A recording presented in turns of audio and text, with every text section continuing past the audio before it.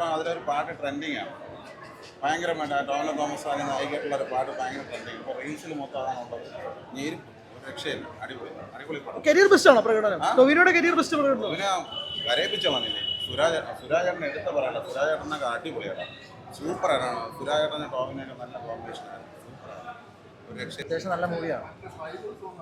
Making ഒക്കെ നല്ല ഇതായിരുന്നു.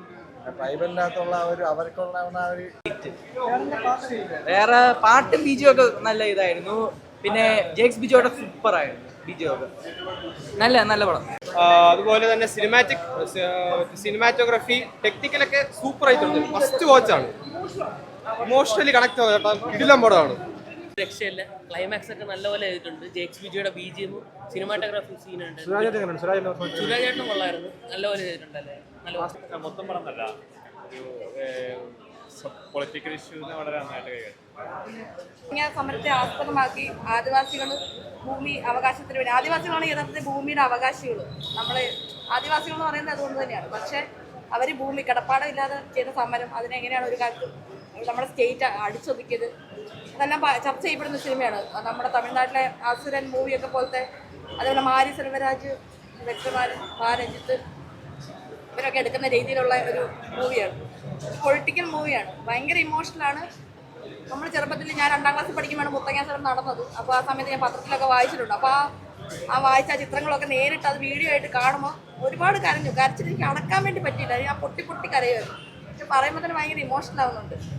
പിന്നെ ഇതിനകത്ത് സി കെ ജാനും ഗീതാനന്ദ മാഷിൻ്റെ വായി എന്നൊക്കെ ഞാൻ സ്വന്തമായിട്ട് കേട്ടിട്ടുണ്ട് ഈ കഥ. അതുകൊണ്ട് എനിക്കറിയാം. ഭയങ്കര ഇമോഷണലാണ്. എല്ലാം നന്നായിട്ട് അഭിനയിച്ചിട്ടുണ്ട്. സ്ക്രീൻ പ്ലേ ആ ഒറിജിനൽ സംഭവത്തോട് നീതി പുലർത്തി. പിന്നെ പണിയ ഭാഷയാണ് ആദ്യമായിട്ട് അതിനകത്ത് കാണിക്കുന്നത്. അതൊക്കെ നല്ല രീതിയിൽ ആ ഭാഷ പിടിക്കാനും ഒക്കെ പറ്റിയിട്ടുണ്ട്. പിന്നെ നരിത്തൂക്ക് എന്ന് പറയുന്ന ഒരു ഫെസ്റ്റിവൽ കാണിക്കുന്നുണ്ട്. അത് നല്ല രീതിയിൽ ചിത്രീകരിച്ചിട്ടുണ്ട്. എല്ലാം വളരെ മനോഹരമായിട്ട്. സിനിമയാകുമ്പോൾ നമുക്ക് എല്ലാം ഡോക്യുമെൻ്ററി പോലെ കാണിക്കാൻ പറ്റുമല്ലോ. ആ സംഭവത്തെ ഊന്നി വേറൊരു കഥ പോലെയാണ് പറഞ്ഞേക്കുന്നത്. പക്ഷേ ആ സംഭവമാണ് നമ്മുടെ മനസ്സിലേക്ക്. ഇദ്ദേഹം എന്നുള്ളൊരു പോലീസ് ക്യാരക്ടർ നേരിടേണ്ടി വരുന്ന സംഘർഷങ്ങളും കാര്യങ്ങളും ഒക്കെയാണ് ഈ സിനിമയിൽ കൂടുതലും പറഞ്ഞു കൊടുക്കുന്നത്. അപ്പോൾ വളരെ മികച്ച രീതിയിലുള്ള ഒരു പെർഫോമൻസ് തന്നെയാണ് ഇദ്ദേഹം നടത്തിയിരിക്കുന്നത്. അതുകൂടാതെ തന്നെ ഈ ഒരു ട്രൈബൽ അല്ലെങ്കിൽ അവരുടെ ഒരു വ്യഥകൾ പറയുന്നത് അത് നല്ല രീതിയിൽ നമുക്ക് വർക്കാവുന്നുണ്ട്. നമുക്ക് ഭൂമിയുടെ അവകാശികൾ എന്ന രീതിയിൽ അവരെ പ്രസൻറ്റ് ചെയ്തിരിക്കുന്നതെല്ലാം വളരെ നല്ല രീതിയിലാണ്. ഒരു ട്രൈബൽ സോങ് ഇതിനകത്തുണ്ട്.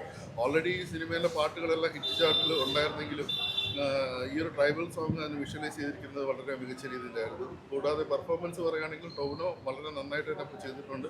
കൂടാതെ സപ്പോർട്ടിംഗ് ആയിട്ട് സുരാജ് വെഞ്ഞാറമൂട്, അതുപോലെ തന്നെ തമിഴ് സംവിധായകനും നടനുമായ ചേരൻ, അദ്ദേഹവും വളരെ മികച്ച രീതിയിലുള്ള പെർഫോമൻസ് തന്നെയാണ് കൊടുത്തിരിക്കുന്നത്. അപ്പോൾ പെർഫോമൻസ് വൈസ് യാതൊരുവിധ മീൻസ് ഒന്നും പറയാനില്ല, പ്രത്യേകിച്ച് എടുത്ത് പറയാനില്ല. പിന്നെ ഡ്യൂറേഷൻ കുറച്ചുകൂടെ ഒന്ന് കുറയ്ക്കാമായിരുന്നു എന്ന് എനിക്ക് വ്യക്തിപരമായി എനിക്ക് തോന്നി. ഫസ്റ്റ് ഹാഫിൽ ടൊവിനോ തോമസിൻ്റെ ഒരു കഥാപാത്രം ഫാമിലി ഡ്രാമയും കാര്യങ്ങളും കുറെ കൂടെ ഒന്ന് കുറയ്ക്കാമായിരുന്നു. കാരണം അദ്ദേഹം തുടക്കത്തിൽ ഒരു PSC ടെസ്റ്റൊക്കെ എഴുതി കെയർ ഫ്രീ ആയിട്ട് നടക്കുന്ന ഒരു വ്യക്തി പിന്നീട് പോലീസിലേക്ക് ജോയിൻ ചെയ്യാൻ പോകുന്നു. മീൻസ് വേറെ നിവൃത്തിയില്ല.